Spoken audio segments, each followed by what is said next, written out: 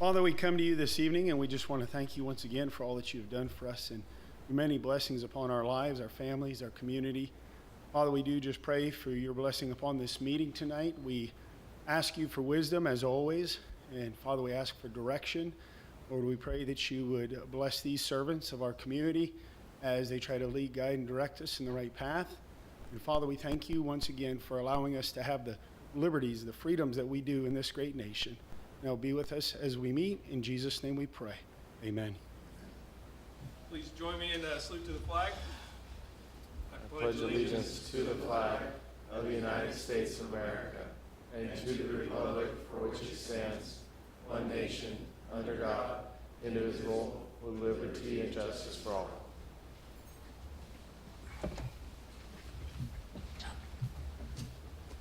Okay, let's start with the roll call. Ambrose, Here.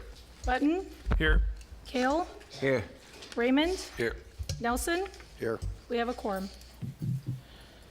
City Attorney report out from closed session. Yes, Mayor, Council convened in closed session to discuss the two items listed on the agenda, conference with real property with negotiators and conference with labor negotiators. Council received information and provided direction, but there's no reportable action. Thank you. Do we have any subsequent need items? Mayor, there are none. So we go to the approval of the agenda as posted or amended. So moved. Second. Motion by Raymond, second by Ambrose. Kale, Yes. Ambrose, Yes. Raymond, Yes. Button, Yes. Nelson. Yes. Motion passes. We have a presentation tonight. Normally Supervisor Darren McDaniel provides a monthly update for us, but he's under the weather apparently. And so tonight we have Steve Maxey representing the supervisor. Yeah, good evening, Mr. Mayor, City Council. Steve Maxey. I'm the Director of Community and Economic Development for Merced County. Filling in here for Supervisor McDaniel. Again, he's a little under the weather, so definitely want to wish him well. But he did ask me to extend a hello to each of you and wish you all well. Hopefully you're all feeling well as well. Brief update for you on just a couple of items. First of all, I wanted to fill you in on current status of the Atwater Merced Expressway. There was an item that went before the Board of Supervisors on January 9th, where a contract was awarded to CCME out of Fresno for the design and construction of the Atwater Merced Expressway. We're currently working on that design and what the preliminary right-of-way would look like. That will take shape over the next few months. Will involve some coordination with your city staff as well. That said, we're still working through the NEPA or the environmental process, really in coordination with the EPA. I think that's something that you're each aware of. I think we've shared that status with you at the City Council before. We at the county feel that at this stage, that project is not what EPA or would be considered under NEPA as a project of air quality concern. EPA has not yet weighed in on that, but we have proposed a methodology and a path forward, and we're just waiting for the EPA's response. But at the same time, we do want to be ready. We want to keep things moving. We know that's an important thing for the whole community here, for the region as a whole as well. And so for that reason, we've entered into those engineering and construction contracts with CCME. Second update for you just on Castle, a few quick updates rather. The Transportation Research Center, or the autonomous vehicle testing facility that we have out there at Castle, they're really steadily growing. We're seeing increased demand, some good business and community involvement here in Atwater. For a couple mentions from their staff just of the ice rink over the holidays here in the city. So good to see that they're out and about in the community. And they've actually been working on quantifying that economic impact to the city and to the region as a whole. So that economic impact report we'll share with the city and with your staff here in the coming month or two as that report wraps up and is shared with us at the county. We do have some continued expansion efforts by CAL FIRE and Merced County Fire at the facility there. There's really an interest from Merced County Fire and CAL FIRE as a whole to really use that site and continue to develop that site there at Castle today as really a premier training ground for the CAL FIRE system. They've already brought in international other international firefighters to train them, kind of bring them up to the latest and greatest, and again, use that facility as kind of a crown jewel for the CAL FIRE system as a whole. So again, a lot of local business benefit that comes with that. Continue to see that expansion, bring in outside folks that are wanting to stay and spend their money here in the community. And then finally, the Inland Port and the Rail District project. Again, the $49.6 million that the county was awarded. Supervisor McDaniel would not let me forget that number and would want me to mention that number to you all again. Those grants are underway. We're headed toward funding here in the near future. Just in the next several months, we should have a good timeline on when the county will receive that funding and when we can begin spending that money on the actual construction contracts, the engineering, the environmental, all the nuts and bolts that go with development of that project. And after that, the ball will be rolling. We should be breaking ground here soon in the next little bit. So with that, thank you all again, and have a good evening. Okay, thank you for that information. We're now moving on to the consent calendar. Background information has been provided on all matters listed under the consent calendar, and these items are considered to be routine. All items under the consent calendar are normally approved by one motion. If a council member requests separate discussion on any item, that item will be removed from the consent calendar for separate action. Is there any public comment regarding the consent calendar? If so, please come forward and have your three minutes. Good evening. My name is Les Nickerson. We reside at 1645 Castle Street, and I'm here on the item 5, which is the disposition of the well site on Castle Street. And I would like to reinforce the fact that we live in front of there, and we've maintained that property for the last 40-some years, and would like consideration when it comes time for disposition of the property. Thank you very much. Thank you. Anybody else about consent calendar? Okay, seeing nobody come forward, I'm now closing public comment. Are there any items on the consent calendar the council would like to remove for separate action and separate discussion and possible action? Hearing none, would any council member like to make a motion regarding consent calendar? So moved. Second. Motion by Raymond, second by Kale. Kale? Yes. Ambrose? Yes. Raymond? Yes. Button? Yes. Nelson? Yes. Motion passes. All right, so we're on to reports and presentations from staff. Item 9 is awarding a professional services agreement for design services to Miniger and Associates of Laguna Hills, California for the citywide synchronization project. Staff, you may please present your report. Thank you, Mr. Mayor, and members of the council for your consideration of this item this evening. Before you, what we're asking to have approved is the contract with, I hope I don't mangle the Miniger and Associates of Laguna Hills to conduct the original design work and the implementation work for our citywide synchronization. Now, you may be familiar with a previous synchronization effort that we had conducted on Winton Way, and the whole idea behind these things is to get the city's traffic controls to work together so that they're in consideration of each other on reducing the amount of congestion that we have citywide. This is a very worthwhile project. There are two special notes in addition just to the award of this that I'd like to bring to the council's attention. First and foremost, because this activity is going on simultaneous to the update of the general plan and the evaluation of the circulation element, it's important for staff and the city to get those two consultants to be on the same page. So we've encouraged early communication between the city staff and the existing consultant, and we'll again reinforce that if it is the decision of the council to move forward with a contract with the new provider. The second thing, and more importantly, we want to bring back to the council and to make sure that you're aware that the earlier direction that we received by the council and at the introduction by Councilmember Button, as a part of the RFP or the request for proposals of this project, we did ask that they bring an evaluation of which signals would be the most appropriate candidates or the audible or the the sight impaired. So that was a part of the RFP going out, and I just wanted to reassure the council that we got your message loud and clear, and that was a part of this contract. I'm available for any questions you may have. A synchronization project is pretty self-explanatory, but if there is any technical questions or any clarity you need on it, just in addition to the previous information, there are 17 new intersections that will be evaluated and 6 existing previous ones under the previous study that will be evaluated as part of this process. So a pretty robust evaluation of the city's traffic controls will be a part of this project. Okay, does any council member have questions for Greg? Seeing none. Are there any public comments on this item? If so, please come forward. Okay, see nobody come forward. I'm now closing public comment. Any council member like to make a motion?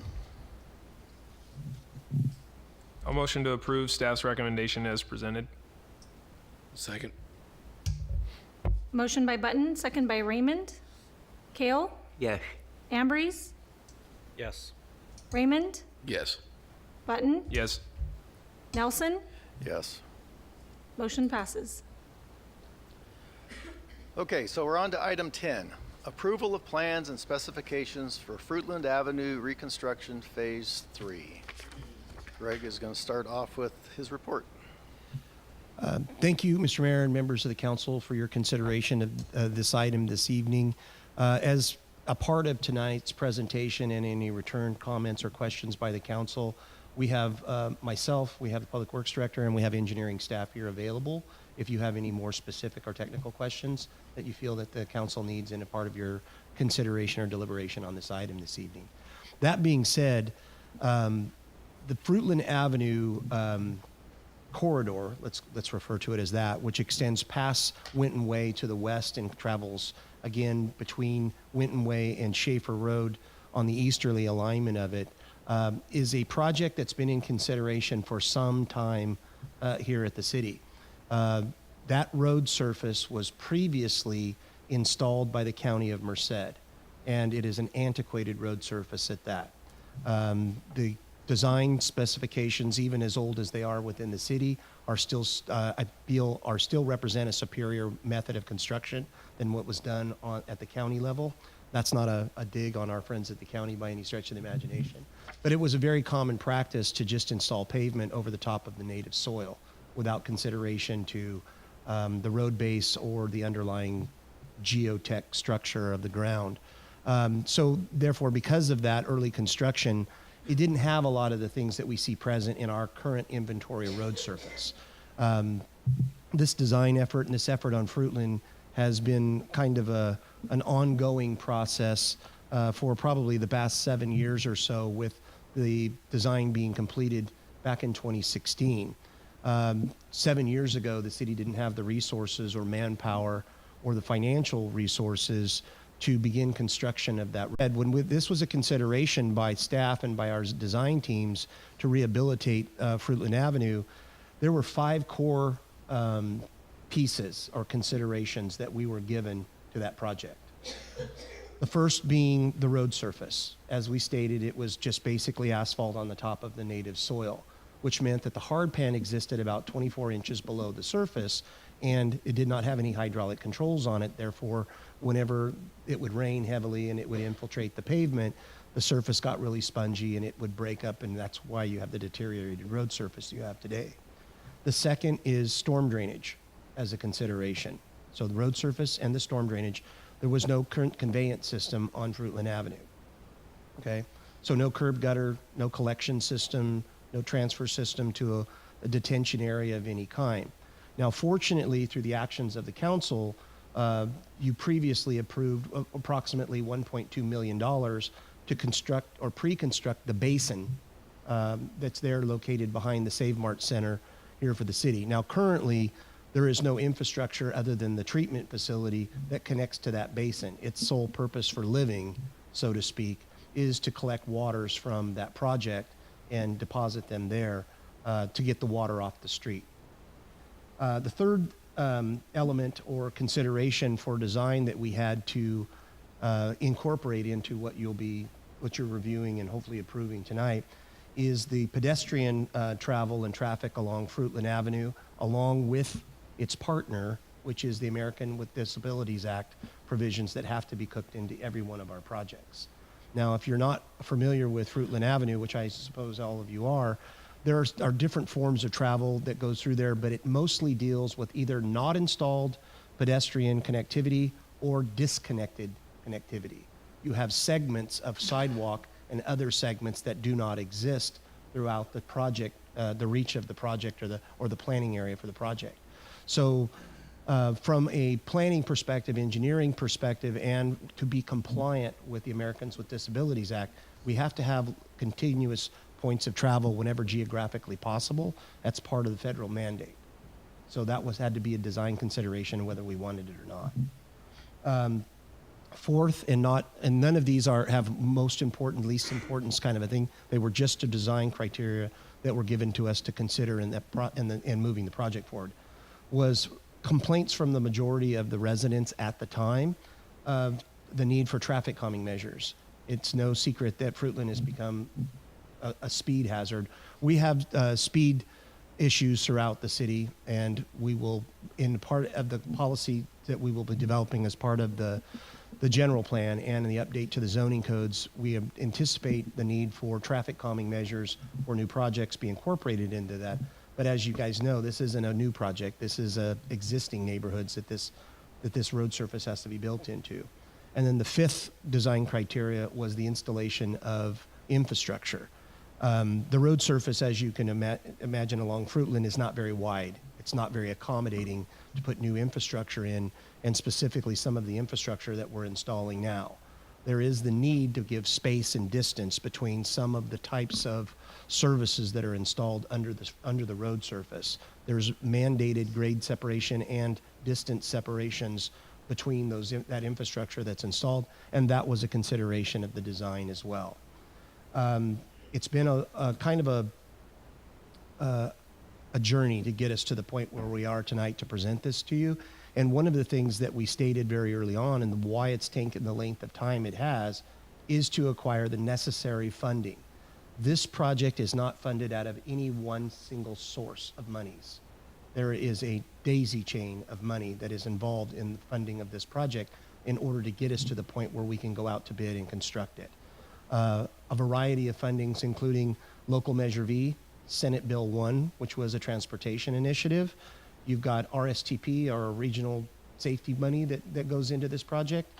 There's, like I said, there's a litany of other funding sources, and the challenge there is to have these monies not run out, have them apply to a specific project, and realistically, for a lack of a better term, to get the money to play nice with each other, because not all funding opportunities can we use in conjunction with other funding opportunities. So this project, from a design criteria perspective, from right-of-way acquisition, from the funding availability, including, if you will remember at your last budget approval, included ARPA monies to be spent on this project as well. Pedestrian safety, all of these things equate to it basically is the equivalent of juggling a snake, an egg, and a chainsaw. It's come to this particular point tonight. Staff is very proud of the project that we presented. We feel that we have been both very thoughtful in its design, the consideration of all the design criteria, and very compassionate to the existing property owners that are along the construction. If there's any specific questions that council has for staff, I can either try to answer it best myself or defer to our Public Works Director or our engineering staff, who's also available here tonight. Mr. Button. So, when you talk about the monies playing nice together from the different funding sources, so you're saying we're opening up a risk of losing some of those funding sources. Some monies can be always reapplied for, but I can't sit here and tell you with 100% certainty that we would have all of the funding again if we went back after this in a different direction.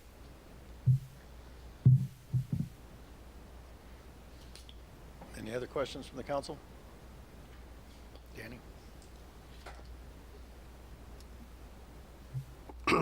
So I understand that monies can potentially run out here, but I still don't understand why we're still working off of plans that are nearly a decade years old, when I know there's new innovating ways that we can design Fruitland without some of these mid-block chokers and all the roundabouts.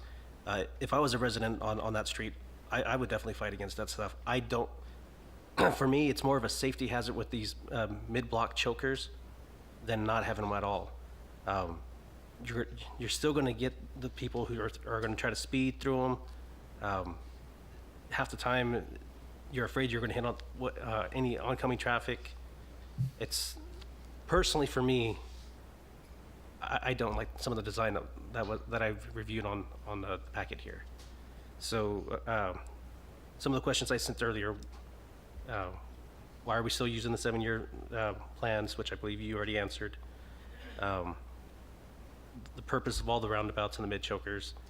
I received answers from those, but I don't know if the residents understand why we're having those. Okay.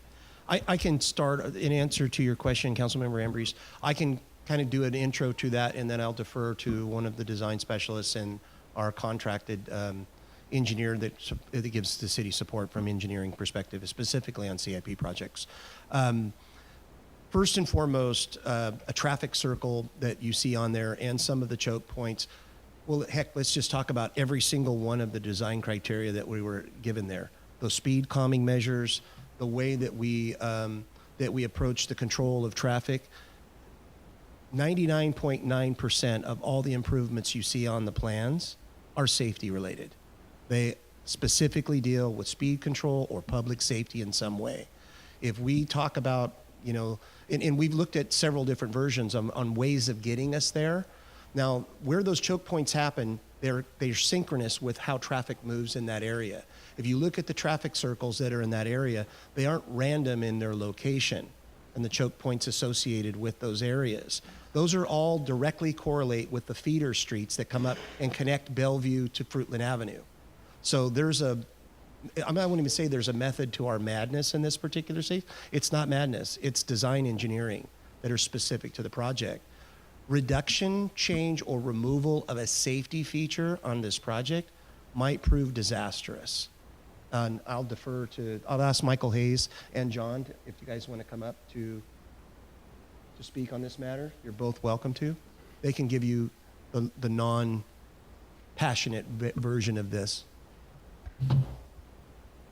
Good evening, everyone.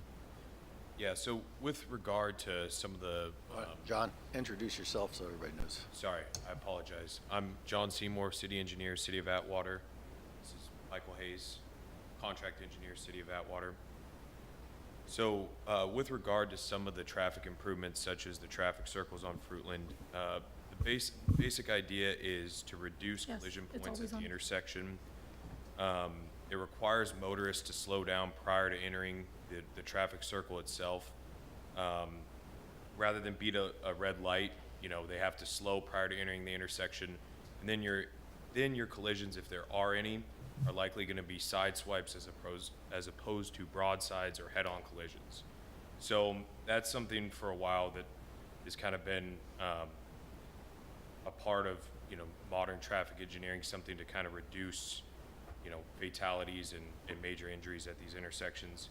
And it also helps maintain the flow of traffic. So as opposed to a stop sign or a controlled intersection via traffic signal, a roundabout, you in theory don't really need to stop, you always need to yield. But obviously at dead times during the day, you're able to pass through it without having to actually stop at the intersection. So yeah, and then Michael, if you wanted to add anything I missed. Thank you, John. That was actually a really good overview. Just a few things I would add. As Greg mentioned, in consultation with the city's traffic engineer, those intersections were selected because they're the ones that people trying to bypass the signals on Bellevue use.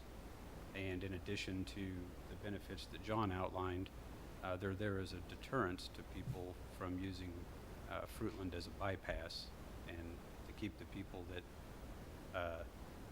don't have a reason other than bypassing the traffic signals to be on Fruitland, to keep them on Bellevue instead. And then historically, when we did the evaluation with the city traffic engineer, it was discovered that at least one of those intersections with an existing stop sign doesn't actually meet warrants, and it wasn't clear that the others would meet warrants for stop control either. And so at the time, with council and administration direction, these small traffic circles were selected as the best solution. Okay, thank you. Tyler, do you have another question? No, actually, because I heard the term mid-block choker, and I'd never heard that. I'm assuming that's the roundabout. That's just another name for it. Actually, I think what they're referring to in this case, and I could defer to John and Michael, is it's the control that comes before the traffic circle to reduce speeds and reduce incident of traffic collision. Oh, okay.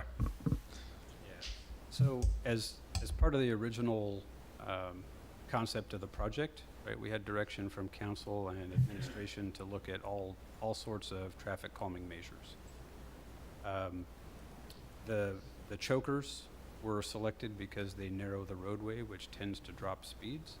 And the reason that they're intermittent and frequent is that being a residential community, we still want to provide on-street parking for those properties.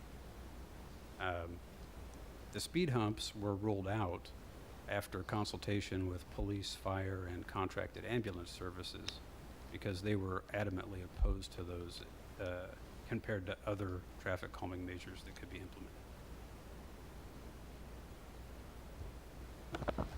Thank you. Any other council questions at this time? Okay, seeing none, okay, go ahead. So my question is going back with the ADA, the Americans with Disabilities Act. If we are going to prepare the whole thing with the entire project and we don't do the ADA required repairs, is there recourse on the city? Or could there be? You mean other than the very first lawsuit? Exactly. Okay. I'll defer to our experts on ADA, but again, what I would suggest is that disconnectivity isn't really something ADA prefers or even allows, but I'll let Michael and John respond to our ADA challenges. Councilman, I can't say what any repercussions would be, but it is federal law that the ADA facilities have to be improved whenever we do more than just a surface treatment to the pavement. Right? If we were to do a slurry seal or a cape seal or a scrub seal or something, even a shallow grind and overlay, those don't trigger that because they're considered maintenance, right? Reconstruction or replacement of the roadway triggers upgrade of those ADA facilities. Thank you. Okay, any other questions before we open public comment? Okay, thank you, gentlemen. Thank you, guys. Mayor, I'm going to go check that mic just to make Okay. sure. It sounds really low. It does sound a little low, yeah.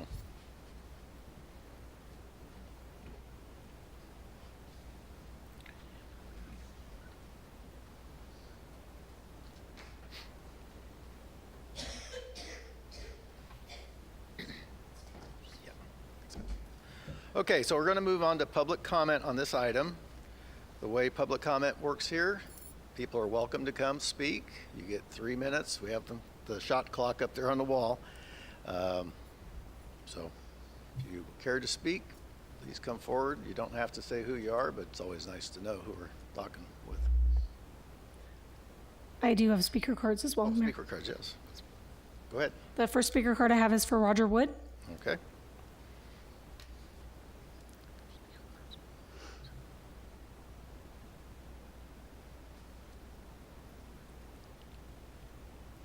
How does it sound? Any better? It's good. Yes, thank you. They're behind us? Yeah, because I couldn't hear it very good either over there where I was sitting. It's kind All of right. the speaker has to project. Yeah, I'll put it right there. How's that? Perfect. My name is Roger Wood, and I live at 1200 Fruitland Avenue. I'm here tonight to inform you that there are 30 residents who oppose the proposed upgrade to the East Fruitland Avenue. A bit of history is in order. In approximately 2015, Mayor Jim Price was the first council member to ask about upgrading Fruitland Avenue. He was particularly speaking about the nearly 90-degree curve with a telephone pole close to the south side of the curve. This curve had existed since the beginning of time, or at least before my time. The city responded and was able to make the curve much easier to traverse. The pole was moved away from the pavement. The residents of Fruitland Avenue were pleased with the repairs to our street. In April 22, the residents received a notice about a meeting at City Hall to see the plans for the improvement of the rest of Fruitland Avenue. Much to everyone's surprise, the plan called for Fruitland to become a 40-foot street with curb and sidewalk on both sides. The plan also included 3 traffic circles in place of our 2 stop signs. The plan failed to consider that nearly every property east of Chardonnay is zoned rural estate. The R1 homes north of Chardonnay are on large lots as well. It is obvious that the city was trying to put a square peg in a round hole. I drove Fruitland to see just what the newly proposed street would do to the residents' front yards. The damage was incredible. 10 properties will lose 33 trees. 20 properties will lose shrubs and/or landscaping. Only 4 properties will not be damaged by the city's plan. I continue to ask myself, why did the city undertake such a major revision of our street without asking the residents what they would like to have done? The city staff emphasized that their plans were final and no changes, no suggestions would be allowed. Last November, I noticed a sidewalk layout on the west side of Winton Way north of the canal in the county. The traffic lanes are 12 feet and the walking area is 8 feet with no curb. That design would fit nicely on Fruitland. I asked an engineer friend to check on the county specifications for the Winton Way sidewalk. In an hour of work, my engineer found the Palo Alto street design of 2018. There was a lot of research as part of this thing that narrower streets are safer.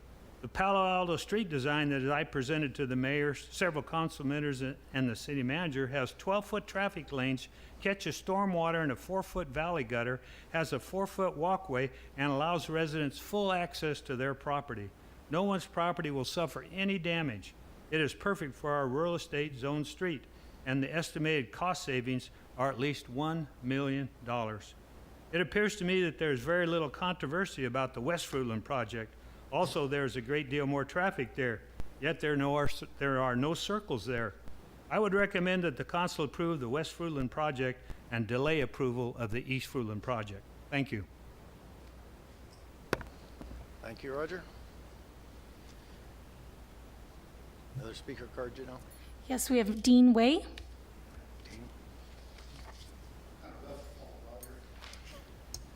My name's Dean Way. I live at 1340 Fruitland Avenue, east part of the road. If the current project goes through, I don't know how much of my front yard I'm going to lose. No one spoke to me about that. No one's mentioned. They've been in the middle of my yard measuring from the edge. They've been almost to my front door measuring. I have no idea. But I know at least I'll lose my half-circle driveway and 3 beautiful redwood trees that were given to us by my in-laws who are now deceased. I've been there 25 years. I have not witnessed the speeding and the traffic concerns that were mentioned before.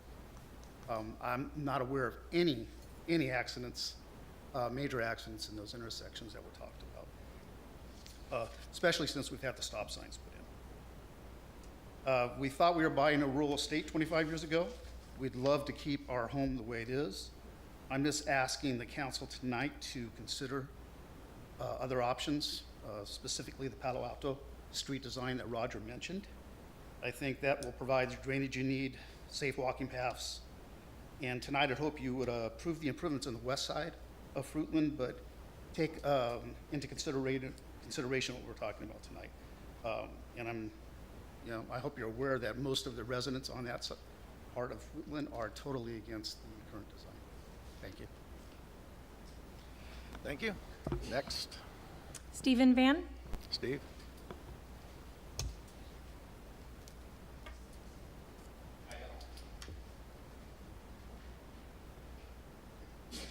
How you doing? I'm coming through clear, huh? Hi, my name's Stephen Van. I reside at 1300 Avenue. I would like to speak about the damage that I and my father-in-law next door to me will incur with the proposal of this East Fruitland plan.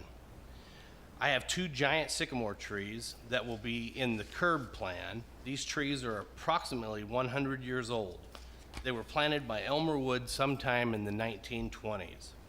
I access my property in places that are not my driveways. The proposed curb will eliminate where I take the band trailers from Atwater High School that I have parked in the back, and so I'm gonna need more driveways that aren't in the plans. The previously mentioned Palo Alto plan will fit perfectly between the power poles on the north side of the street and the telephone poles on the south side. The utility poles will not need to be moved, which will save a lot of money, and no residents will suffer any damage. I would also like to speak against the plan's addition of 3 traffic circles on the street. We need traffic to stop at stop signs, not to see how fast they can go around a circle. Those of us that drive on Fruitland daily know that when approaching either of the 2 sets of stop signs, 99% of the time, you are the only car at the stop sign. Rarely are there 2 cars in the intersection at the same time. With such low traffic numbers, there's absolutely no need for traffic circles. The stop signs just work fine. Also, the circles interfere with several of the Fruitland residents. I know lights are going to be shining in guys' windows. I would recommend that the council delay the approval of the east side project, investigating the feasibility of the Palo Alto plan, which sounds like a good plan. I would recommend approving the west side project. It doesn't, to me, look like it causes any damage to the residents' property over there, and it definitely needs to be fixed. I would recommend that the city focus on the repairs and maintenance of streets and sidewalks like Chardonnay, Chablis, Spalding, Wathen, Reichel, Hillcrest, 6th Street, Mitchell. I mean, all these streets are in way worse shape in the middle of town than Fruitland is. And that's just a small fraction of the roads that are bad. How we can justify spending all this money on Fruitland with all these other streets in bad shape, I don't even understand, but thanks for letting me talk. Thank you. Robert Williamson.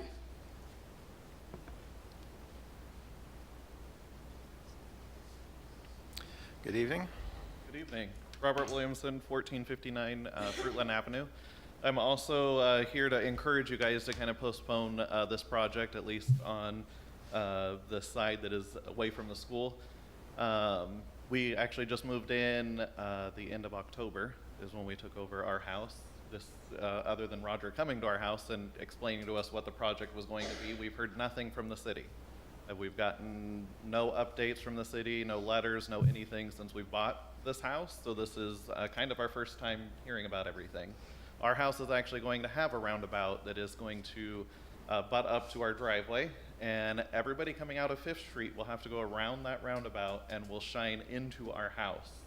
It also takes out all of our bushes that are in front of our house that currently blocks those lights that are shining through from 5th Street. We bought the house with kind of a historical value of it being in the city, but still have that country vibe and country feel. With roundabouts and with these choker structures, whatever they're called, that kind of all goes away. That feel of country feeling will be gone. It's going to be a raceway. I drive around Merced, from Merced. They have roundabouts, and all you do is see the burnout marks from roundabouts of cars that have chosen in the middle of the night, 2 o'clock in the morning, to go out there and spin donuts around them. Is that what Fruitland's going to turn into right in front of my house? We also have trailers. We have a fifth wheel. We like to go camping. Putting that roundabout in front of our driveway is going to block the access for us to get in and out of our now circle driveway with a trailer. We drive over the middle of the roundabout and block traffic so we can back in our trailer. Or I'm hoping and encouraging you guys to look at maybe other options besides at least roundabouts.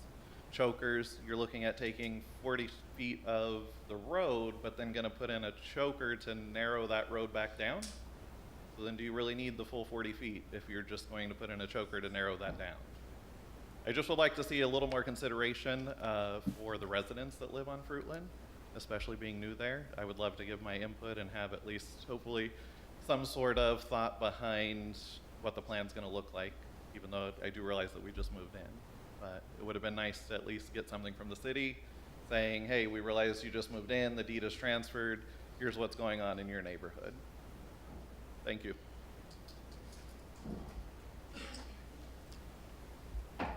Terry Gunter.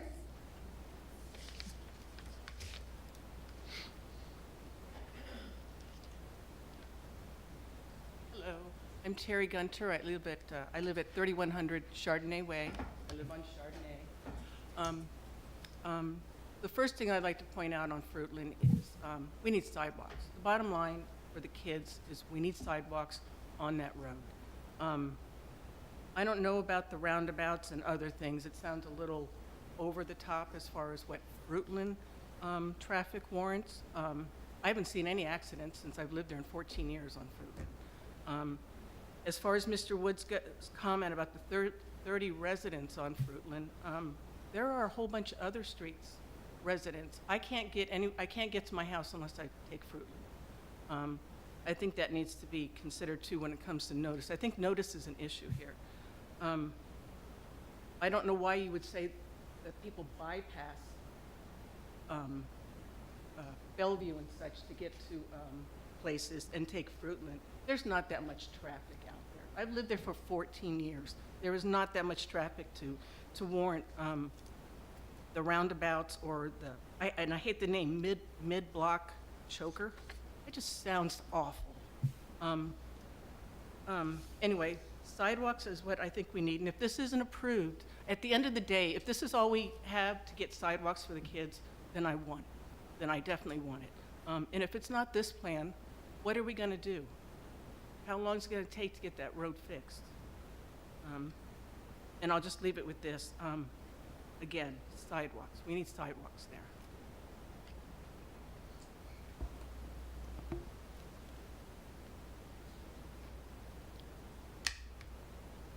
you have any more speaker cards? That's the last speaker card. Okay. So if you don't have a speaker card, if you would like to speak, please come right on up. My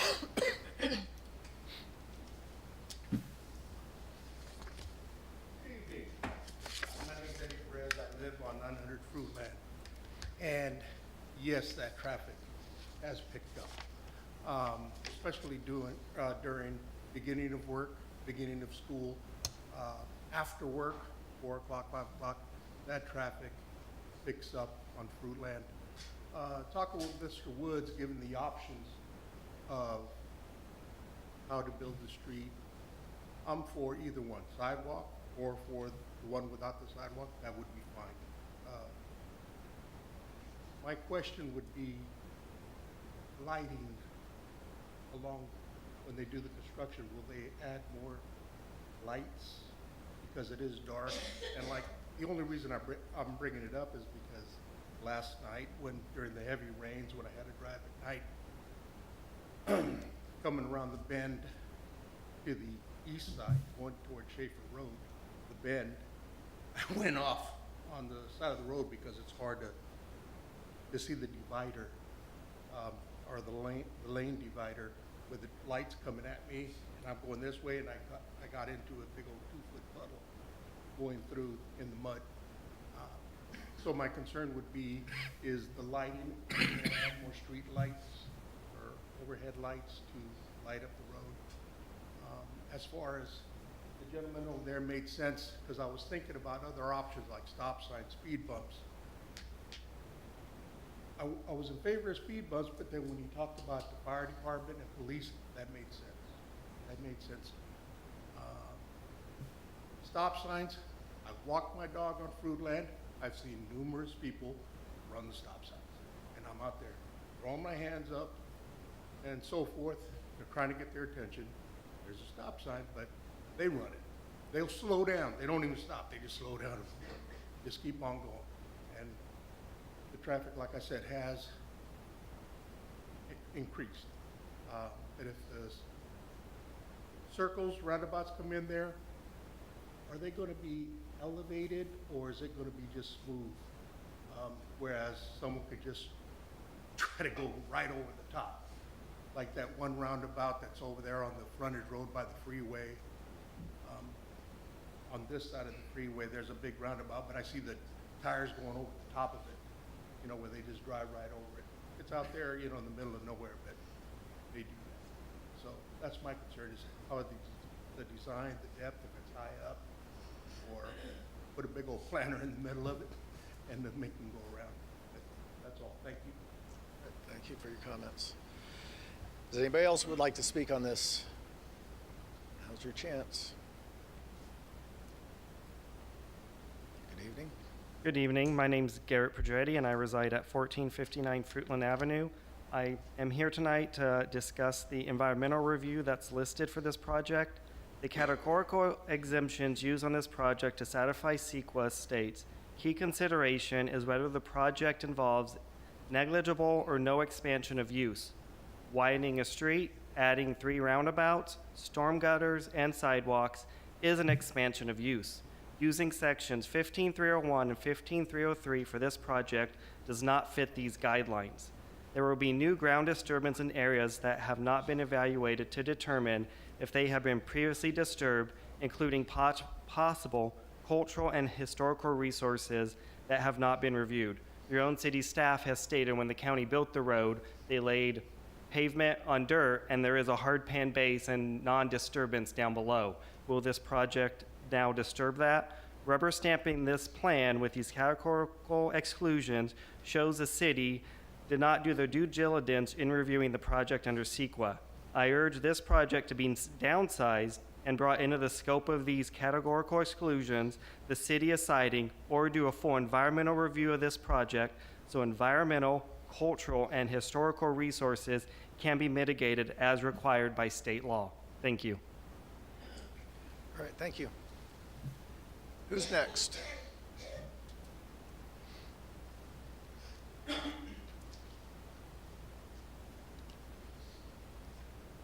Good evening.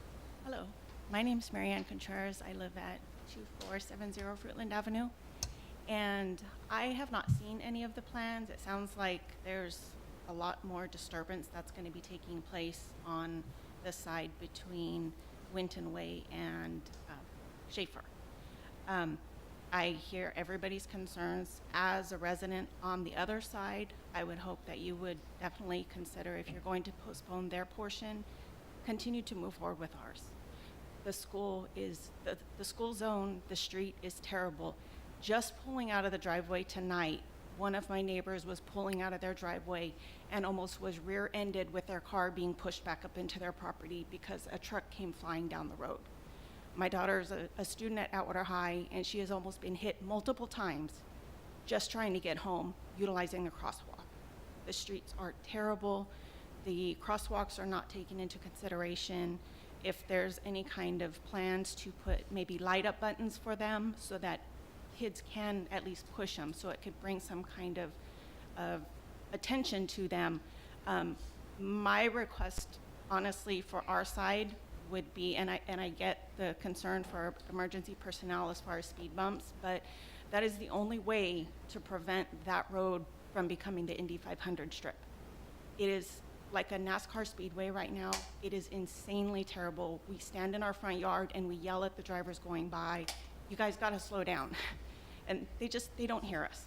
They don't hear us, so there has to be something put into place that's gonna detour. My thought, if there's a speed bump and they wanna speed and take out their oil pan, so be it. They should be following the guidelines and the rules that are set within the city limits. Thank you. Thank you. Anybody else?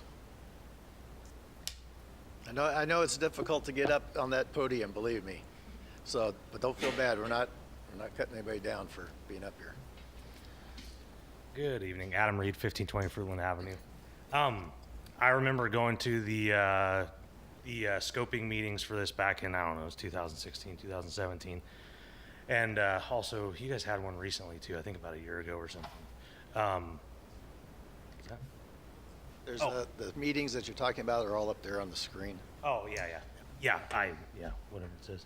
But, and I believe the boards back there in the back of the room look like the exact same ones. I think the dates on them too correspond with that. But I was noticed on it. I've been a proponent of this project before it ever even started because I live on Fruitland. I've lived there for 13 years. Speed generation is a problem. I pushed hard to get the speed hump that's installed there put in, and I pushed hard to get that curve fixed that's been fixed, and all those improvements have helped real well. Speed humps, chokers, roundabouts, I just want the speed to be reduced. There is a large amount of traffic You can come out and sit in my front yard and watch anytime you want, and I'll sit out there with you with my radar gun and my traffic counter. There's a speeding problem, and there is AM and PM peak hour volume issue too. It's a public road, anybody can drive on it, but people are pushed from Bellevue onto it. I personally do not like the fact that the sycamore trees are going to be removed. I've looked at the sycamore trees in front of Rogers. I don't know if there's anything that can be done about it. It sounds like I haven't seen what he's brought up, him and Steve Van have, but it sounds like maybe something that might be doable in areas. I know other projects in town that have happened recently whenever residents have had some issues, they've made some adjustments. I don't know if it's something that can be done for a portion of it. Sidewalks, though, my 100% ask is, please, I want a path for my son to go from the high school all the way to our house without getting hit, because about 8 years ago he was hit on Fruitland, and we have a police report. It was before the project was ever even done, and that's whenever I started pushing for it. So, I mean, I don't want, I mean, roundabouts, I understand, you know, people are going to go around it and it's going to shine light, and I'm very sensitive to that, and maybe there's something that could be done. I don't know. Speed humps were opposed by public safety at the time, I do remember, because I prefer the speed humps. But I don't know. I don't know what we can do, but I definitely would like to see a new road surface, but 100% I would like to see sidewalks. There's a large number. I sit in my office / dining room every day and watched out the front window, and there's sidewalks on my side of the road, and I don't understand it for the life of me. Everybody walks on the north side of the road in the gravel. Doesn't make any sense. Thank you. All right, thank you. Anybody else?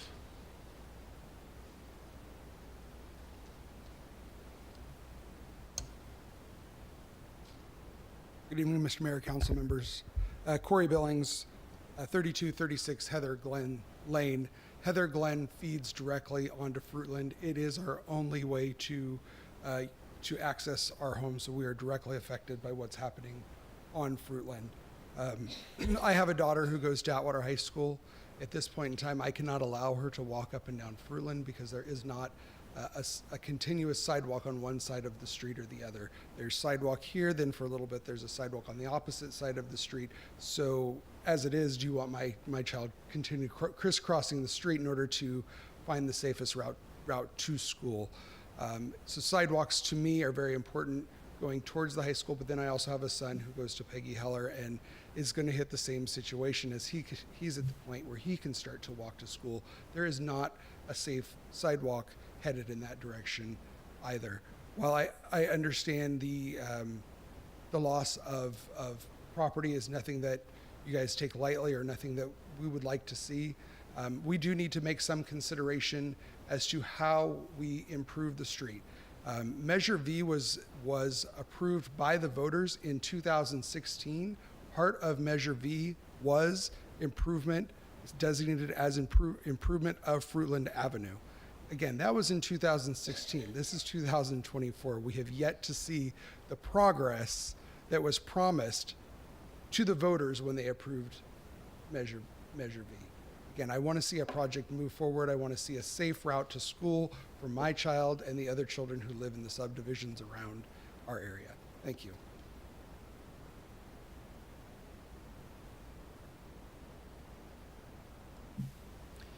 Anybody else?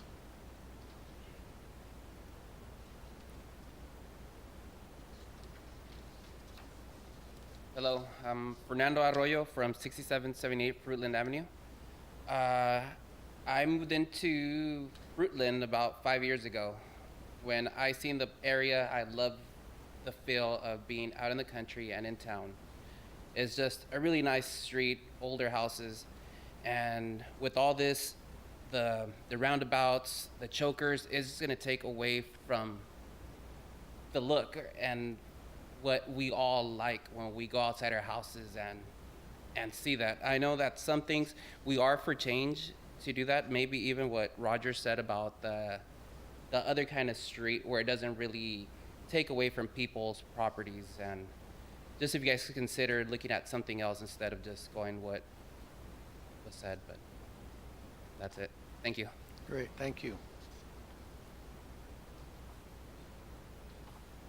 Anybody else?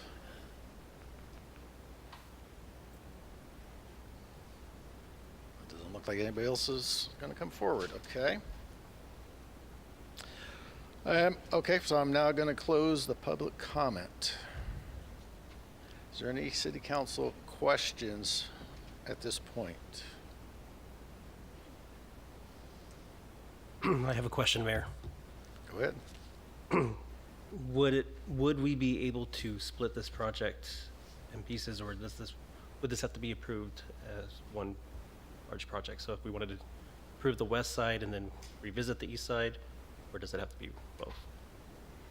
I think what kind of goes along with the question that I had was for Greg, is the phasing timeline.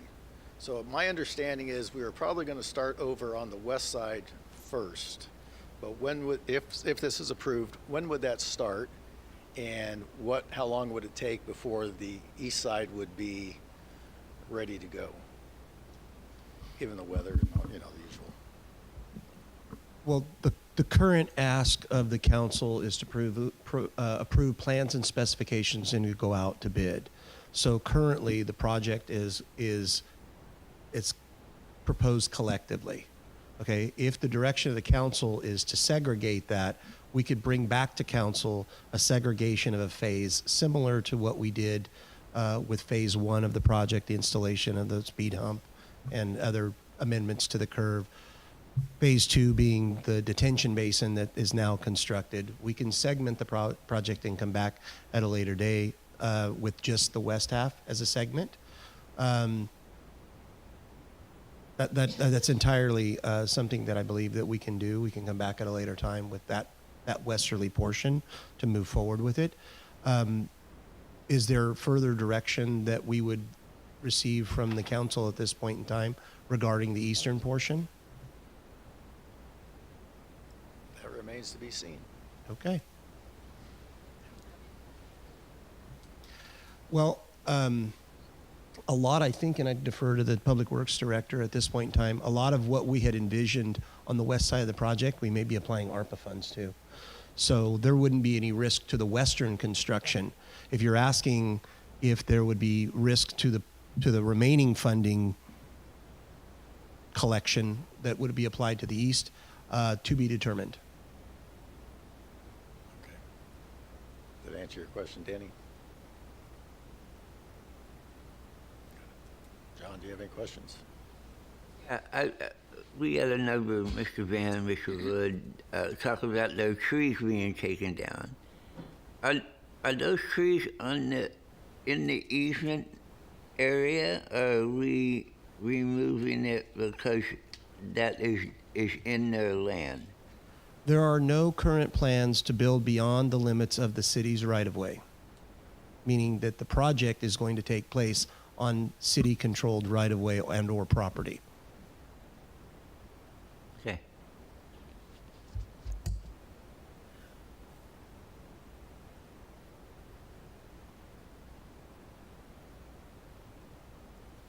There were several questions brought up about traffic warrants. What are, that there's not enough traffic there to even warrant having the stop signs at one point. What are the traffic warrants for that? Chief, you got that, or? I'm not sure if Michael or John have that information, Traffic as to engineer- what the traffic- actual traffic traffic warrants engineer were. question, or actually. Mr. Chief Salvador. I think the design elements and the reason that came up by our engineering staff was we needed to figure out a way to control the traffic volumes. At the same time, if there was not enough warrants to install the stop signs, this became the remedy that was sought design-wise. Okay. So then another question I have, Mr. Way brought up about his half-circle driveway and his 3 redwoods. But what you just said was, we're only staying within the city right-of-way. So those trees, that driveway, the sycamores, are you saying those are actually in the city's designated right-of-way? The plans that are at the back of the room, which are included as a part of your project, show the design limits of the project. There were several instances where there were improvements by the property owners that were built within the public right-of-way, just because they've had a history of use, but it doesn't necessitate ownership of the public's right-of-way. Frank, you want to make a comment on that? Yeah, so it sounds like you're saying the project limits are still within the right of way.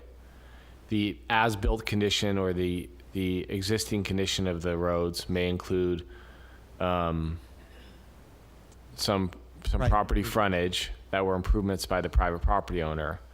So, so to the property owners, it may appear that their trees or some portion of their frontage is being taken away, but it's really just an issue of There's that someplace they was should built be. on the right of way. Yeah. And correct.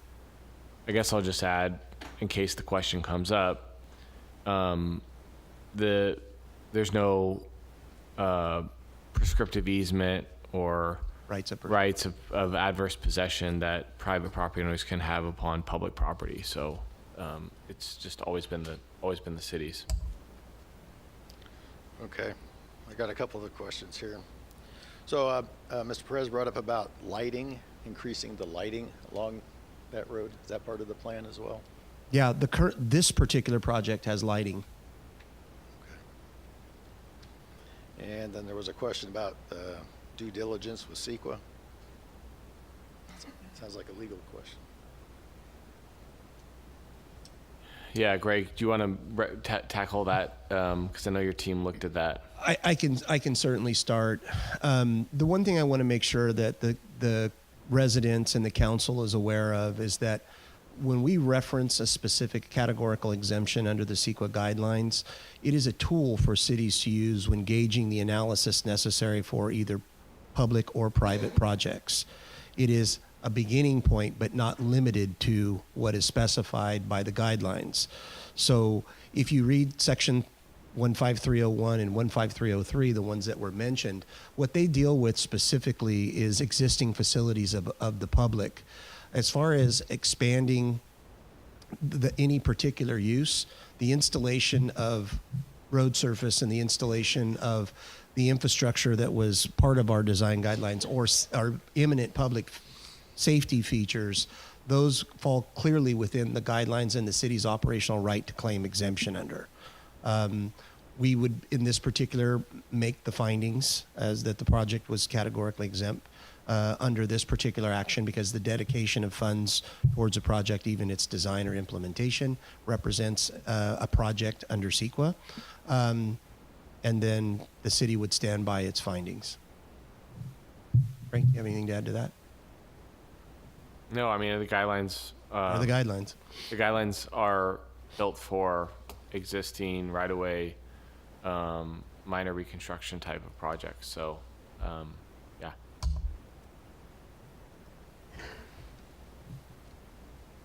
I have more questions. If you guys have any questions, say it now because I'm going to keep on going. No? Okay. So, okay, going back to the phasing of this proposal, east and west, let's say. So if we say, so what you're asking for is approval of the entire stretch, Orchard Park to Schaefer. That is correct. Okay. So if we approve that, but you're going to start, Justin, are you right? You're going to start on the west side? That's the plan, to start over. That would be high the first school. phase of construction. So even though I'm not Justin. Could there be any changes on the east side in the interim, even though we approve the plans and specs today for the whole project? Yes. Just tell us the good, bad, and ugly. You know, it's got to hear it all. If I think I understand the question correctly, if that was the desire of the council to truncate, even though the construction is designed to be truncated and put into phases, if it's the intention of the council to truncate this because you're thinking of a change design-wise to the project, I would recommend allowing staff to bring it back at a later time and just introduce the next phase of construction. We could basically, we'd have to serve notice to the interested parties. We'd have to recycle and go back out to RFP and begin the bidding process, is my understanding. And then we would, at that time, probably seek direction by council on what you wanted us to do on restarting the project. Because a redesign at this point is complicated. We could explain that at such time if that's the intention of the council. It's quite complicated.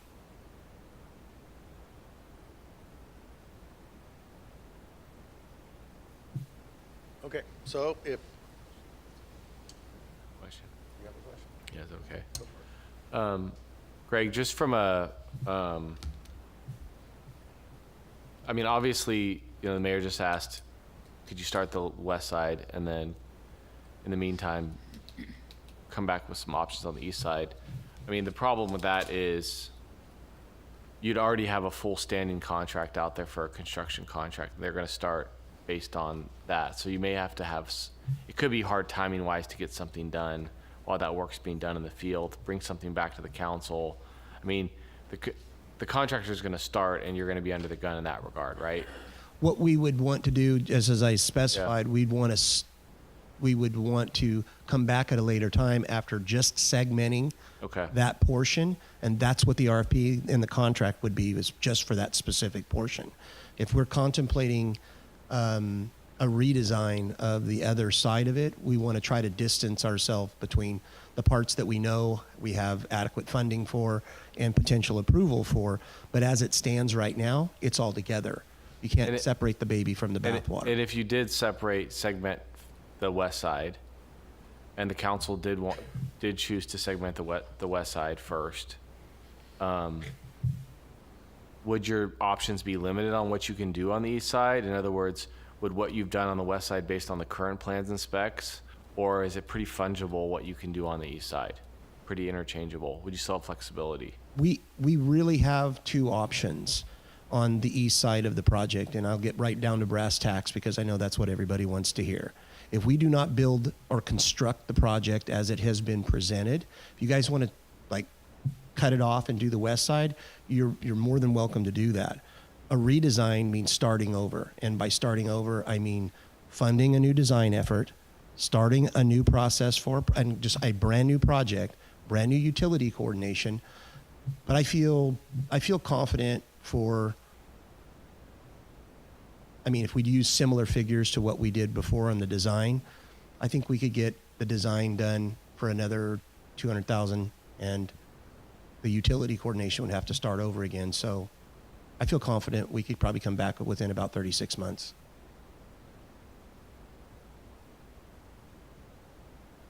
And then, Greg, if we come back in that 36 months, the funding sources that we have already awarded and obligated to this project, does that have to then go back?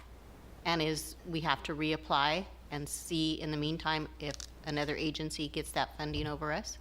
When we applied for the funding it was under this particular design. We have to go back to them again and with a new design and say we would like consideration for these new designs. Tyler, you have a question? Yeah. I'm just listening to everything here. I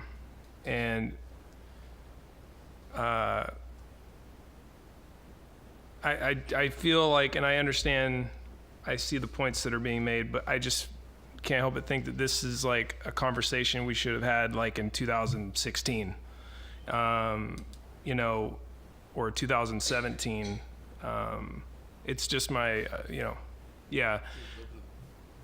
Say the what? It was open to the public. And it was open to the public at several different times. Listen, I'm just saying, I'm a little bit, just my opinion, nervous that we're going to try to, right here on the fly, kind of cut this thing up on this boat when, this feels like a conversation, 8 years ago. That's just.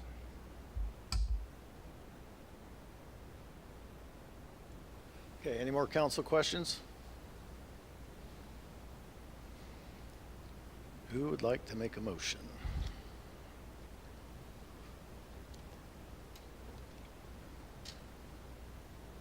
I'm going to make a motion, and I appreciate everybody coming here and sharing your views. And on my notes that I took, well, let me say this first. my choice of employment for over 30 years was safety, environmental safety and health. So that always brings number one to my mind is always safety and protecting the environment. And I appreciate Mr. Reed coming up and saying that he didn't want to have his children, didn't want to have his son hit and injured. And I don't think anybody does. And I've heard all these, majority of these things said prior to tonight at meetings when we had in here and we brought in and gave everybody notice what we were doing in the roundabouts. I believe roundabouts do slow down traffic dramatically. And yes, there's people who are idiots that may go over and speed through and do donuts. But you know what? They slow the traffic down.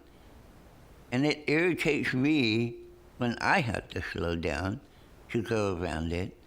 And I always say it's a safety measure that needed to be done. And it will limit the traffic out there. I truly believe it will limit that traffic. So I'll make a motion to approve this project as presented. Okay, motion to approve staff's recommendation as presented. Have a second?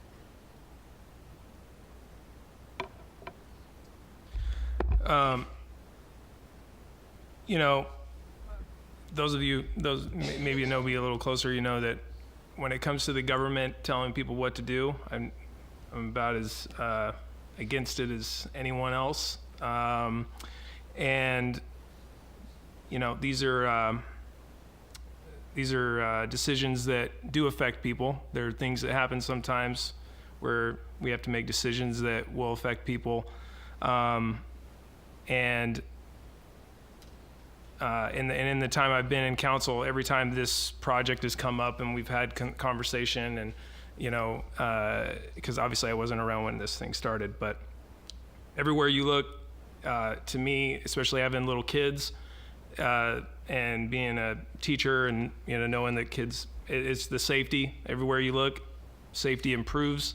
And obviously there's debate about this and that, but to me, if we're making things safer for people to move about through our town, yes, there are other areas, and I've had similar conversations. Somebody brought up that other cities or streets that, you know, could use similar treatment and whatnot. And I brought up a similar point in some of our meetings. And but you know, I think to say, well, that has to. There's other streets that need it, so therefore let's not do it here. You know, this is a pretty busy street. I've lived here, you know, over 20 years. Seen Fruitland definitely be busy, fast, and yeah. So I'll make a second. Motion by Kale, second by Button. Kale? Yes.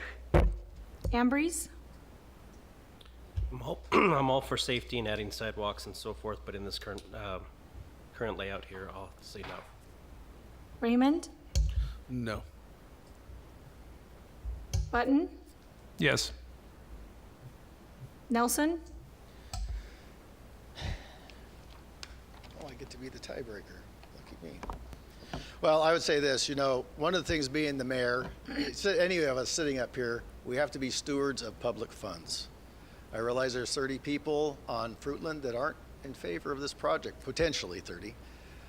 But we're a city of 31,000 too, and we have to represent all of our citizens, residents that live here. I appreciated the comment about Mitchell being a rough road and other roads in town too, but I drove down Fruitland today just to see what it would look like after the heavy rain. That's a pretty rough road too. So I am voting yes. Motion passes.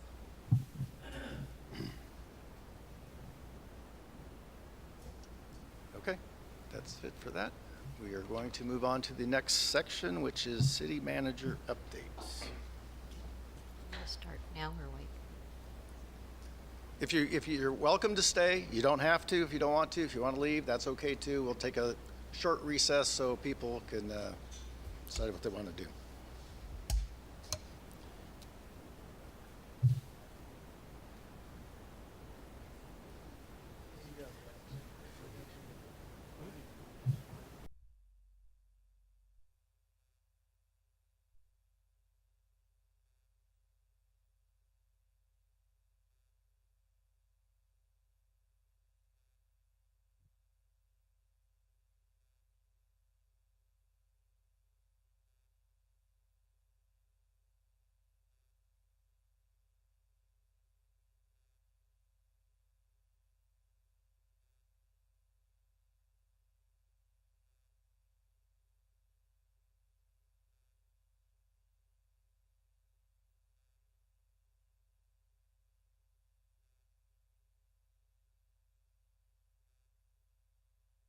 Things, you're welcome to do that out in the lobby there.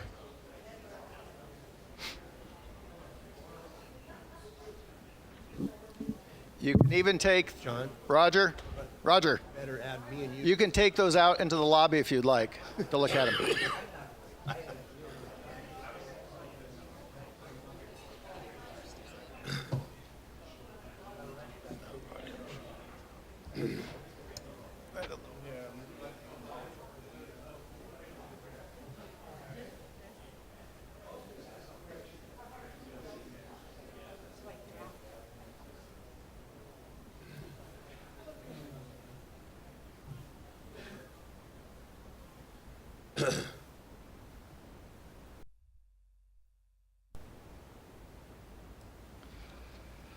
Okay, so we're moving on to city manager updates. Thank you, Mayor. Tonight, I just wanted to provide some clarity to some recent public comments made during the public comment period that the city is in the arrears of $2.9 million and operating in the red. Fiscal integrity is a high priority of this council and for our city. So, and so is the integrity of accurate information being shared with our community. So I felt it was important that we use this time and make some clarifications. Over the last 5 years, the city has continued to meet the city council policy of a 10% general fund reserve.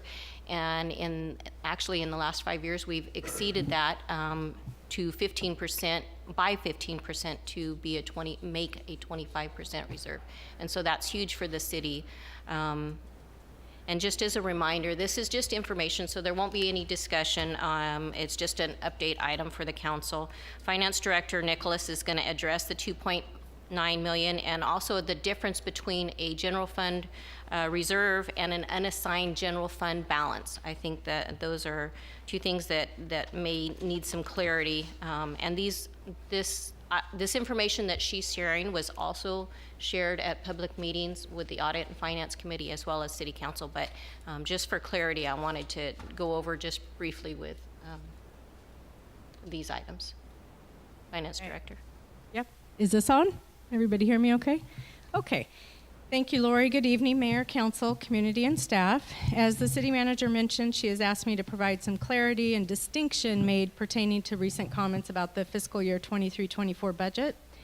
This update will hopefully assist in recapping information, and I have extracted some relevant slides to help illustrate the conversation here. And again, this is not Anna, just before you get started, although she's extracted a few of these slides, if you want the full presentation, that is on the city website and can be found under the finance department. Yep. So. Yep. www.atwater.org. You can reference the full slide deck and the video from June 12th. Okay. Some of you were in attendance at the June 12th meeting, so these will look familiar to you. And for others, it'll help us get up to speed together. Let's see. So the first slide here is the estimated revenues and expenses for all of the funds for the proposed fiscal year 23-24 budget. And on this slide, if we just did some basic math, if we took our estimated expense of $67.88 million and deduct our estimated revenues of $64.96 million, we are left with a negative of $2.9 million. Let's keep in mind budgets are estimates based on available data at the time of compilation. The departments continually review operations and data and strive towards increasing and diversifying revenues for the city, while looking at ways expenses can be reduced without compromising service deliveries. Next slide, Janelle. Very good. Thank you. Okay, so here we have established based on data available in May and June of, actually back. Yeah, I think, there you go. There you go. Thank you. We have established based on data available in May and June of 2023 at the time of compiling the budget that our anticipated expenses will be $2.9 million more than our anticipated revenues.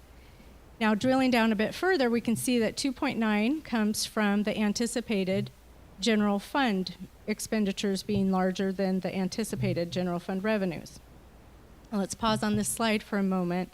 And if we take the estimated expenses of $22.32 million and we times that by 0.25, which is the desired general fund reserve percentage amount, we get $5.58 million. So just hang on to that number, and we'll address that a few slides over. So then one might ask why and what does the 2.9 make up? Typically, several items are contributing factors, and the major reasons were highlighted on this slide. Some of these are ongoing costs, and other items, such as the park and rec upgrades, are one-time costs. And then the next slide. Okay, so we've established where the 2.9 comes from and why, and we also know the spending of undesignated fund balance was approved after ensuring a satisfactory reserve target had been met. Per the City of Atwater policy, a 10% general fund reserve is required to be maintained based on the estimated expenses of the fiscal year.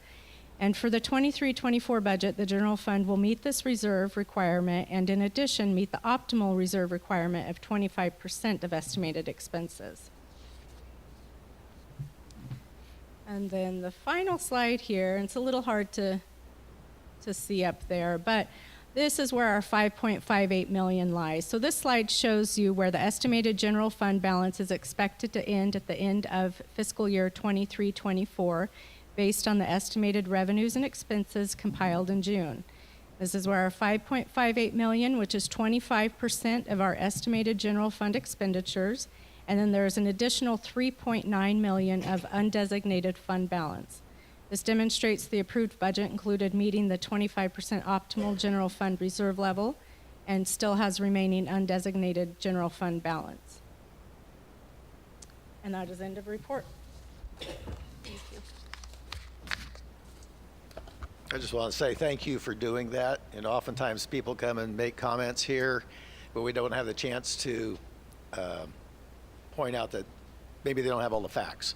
So, and there's not very many people in the audience right now, but there's a lot of people that watch this after the time of or after the fact, and they often wonder, well, they start scratching their heads, what is going on there? So thank you for trying to clarify that. As you mentioned, all that information is available on the finance department website of the city's website. Also, Mayor, I'd like to comment anytime there's a presentation made here at City Council, they're also available in the same line where the presentations, minutes, videos, those are also there as well. Oh. So they're very easy to locate in that manner as well. Great, thank you. All right, so now we're on to comments from the public. At this time, any person may comment on any item which is not on the agenda. You may state your name and address for the record, however, it is not required. Action will not be taken on an item that is not on the agenda. If it requires action, it will be referred to staff and replaced on a future agenda. Please limit comments to a maximum of 3 minutes. Under the Brown Act, members of the public must address the City Council as a legislative body of the city, not other members of the public or staff. I am now opening public comment. Do we have any speaker cards? We have one, Mayor. For Lana Jones. Good evening. I'm sure glad all those people left so I don't have to talk in front of so many people. I'm coming to you about the cat problem in our neighborhood. I don't know what to do. We've got cats of all colors, all sizes, running rampant. And I called today to the city office and they sent me to the, oh, thank you. I called today to the city office and they transferred me over to the police, and the police said that they couldn't do anything because Atwater doesn't have a program. So I called the Merced County Animal Shelter and they won't take any cats because they said they don't have a contract with the city of Atwater of some sort. So my question is what do I do? That's my comment, or I need help. Okay, well, let me give you a little bit of information because I've had several people approach me with the same thing. I did go out to the animal control shelter. I talked to the lieutenant in charge out there. He's working on getting me some information. The problem is the lack of veterinarians in the area that will take animals to spay and neuter them. So currently, my understanding is the county has a contract with the Turlock vet. We'll do 15 cats a week. The county gets 5, City of Merced gets 5, and for some reason Livingston gets 5. So there's no room to take on another contract, say with City of Atwater. So I'm still waiting to get additional information back, but yeah, we need more veterinarians that would be willing to help with the problem. So what should I do in the meantime? I'm sure Chief could answer this, but cats are feral animals. They're not subject to regulation. Did I get that pretty right there, Chief? You took the words right out of my mouth. But there are mitigation measures that if you'll call and get an appointment with me, I'll help you out. Oh. There are some mitigation measures that we can't trap them, we can't take them, they're unregulated and they're feral. But there are mitigation measures that you can do to protect your property, and I'd be more than happy to discuss those with you. Okay, so just call and talk to me. Yeah, just call the office, get on my schedule, let's sit down, so that. I'll do it. Okay, sounds good. Thank you. Oh. Thank you for bringing that to our attention. Chief, I'll work with her to get that together. Okay, Kristan, it looks like you're next.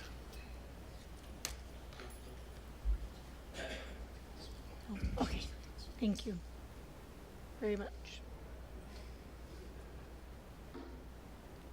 Good evening, Mayor Nelson and Council. Kristan Santos here representing the office of Congressman John Duarte. It was a pleasure to see you again at the Community Relations Board meeting with USP Atwater. There was recently an extremely crucial vote on the floor of House of Representatives to avert a government shutdown. Congressman Duarte did vote for the continuing resolution, and we like to keep our constituents informed, so we did release the following statement on this vote. Since entering Congress, I've voted for every continuing resolution to keep the government open and working for the families in my district. It's important that we continue addressing our government spending problem while also making sure we minimize the disruptions to the federal programs that so many of my constituents rely on. We have to make better spending decisions to ensure we don't bankrupt our country's future. However, this was the best option available to us in this moment, but I remain hopeful that the budget for the 2024 fiscal year will include common sense decisions on government spending to cut inflation and revive our economy. And we also would like to, again, thank you for the opportunity to have had the town hall that we had at the Atwater Memorial Building this past summer. And I do want to inform you that we are inviting you and the Merced community, particularly the Hmong community that Congressman Duarte is so proud to represent, for a town hall that's going to be hosted at Merced Lao Family Community Inc. in Merced, California. That's at 1748 Miles Court, Suite D as in Delta, Merced, California 95348, on Thursday, February 8th at 6 p.m. The Congressman was proud to be a co-sponsor of the Hmong Congressional Gold Medal Act, which would commission a gold medal for Hmong veterans that assisted American troops in the Vietnam conflict. He was proud to submit to the congressional record a statement honoring Hmong veterans in the Hmong community here in the Central Valley, and so many of whom served alongside our forces, including in sabotage and guerrilla operations to rescue down American pilots and disrupt operations on the Ho Chi Minh Trail. So to have this opportunity to speak to the Hmong community in Merced in particular is something we look forward to. But of course, we're going to be discussing topics such as immigration, veterans benefits, agriculture, and water. These are relevant to everyone in Merced County and the city of Merced. So everyone is invited, and accessibility was something that we got some feedback on, so we will be having translators available for both Spanish language and Hmong language needs among our constituents, and we look forward to, again, seeing everyone on February 8th at Merced Law Family. Thank you for your time. Thank you. Anybody else? All right, Rich Miller, 334 Silva Drive, Pastor Victory Baptist, 1280 Sierra Vista Street. I just wanted to get up and wish you all a Happy New Year. Didn't come to the last meeting. I'm going to be honest with you. I was watching the national championship with my boys. So, but I knew what was on the agenda, and yeah, so got to have family time, right? I wanted to get up and just say thank you, honestly. Romans 13:7, the Apostle Paul said, render honor to whom honor. That's the end, and that's a paraphrase. But he says, render honor to whom honor. And I know sometimes you all get berated by people in the public, and what we just experienced was a difficult decision. And I'm sure a lot of people were waiting to exhale after it was all done. But once again, you don't get paid, you're volunteers, and thank you for doing that. And city staff, thank you for the work that you put into it. I know how, if it hadn't gone the way that it did tonight, it would have been very difficult to go back and start over. And so these are the things that people don't often thank you for. And so honestly, that's why I wanted to get up and just say thank you for serving. And I hope that as we continue forward, that your service will be appreciated.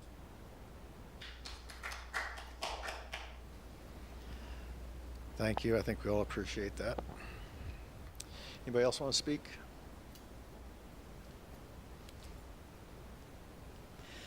Okay, so nobody else coming up. I'm closing public comment.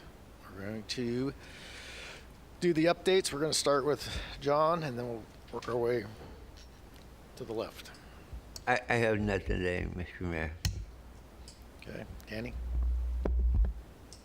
Sorry, that was surprising.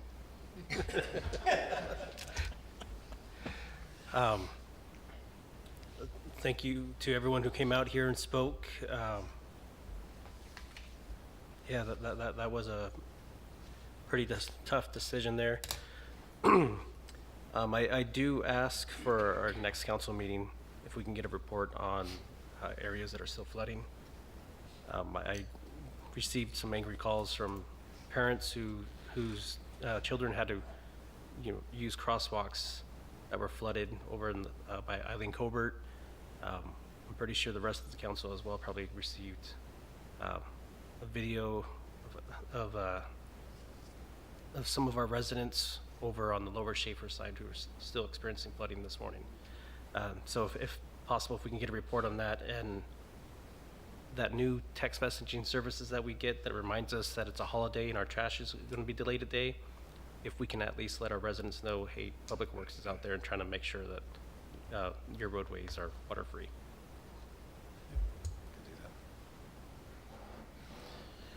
Okay, so I wanted to say that two things. One, the general plan update. We have 2 workshops planned, one on January 31st in the community center at 6 p.m. The other one's February 28th, and it's supposed to be in here, but I'm hoping we can change that to a different location, like one of the school cafeterias or gyms or something, where it's more in the neighborhood and there's better parking that isn't flooded. But we want to have as many of our residents as possible come to these workshops. This is your opportunity to say how you want the city to grow in the next 20 years. As we heard tonight, people say they don't know what's going on. There's been ample opportunity, I believe, for that. But again, you have to make an effort on your own to go to the meeting too. So we hope to get people there for that. And the other thing I wanted to mention was, since Measure V was brought up tonight, since I sit on the MCAG governing board, at the last meeting last week, we adopted the 2023 Measure V implementation plan update, which includes more than $71 million in project programming on the east side of the county. And that is money that we all pay for when we buy things at the store, And it's good to see that that money's coming back right here to the west side, or the east side. And in Atwater, some of that money is going towards the extension of Bellevue Road through the Dole property over to the freeway. And also additional money on Buhack Road where the bridge crosses the Livingston Canal, kind of makes kind of a jog there. Gonna work on getting that road widened out to its full 4 lanes in both directions. Is there anything else on there? I think that was the big things for Atwater, yeah. So I just wanted to mention that, and that's it for me. Brian?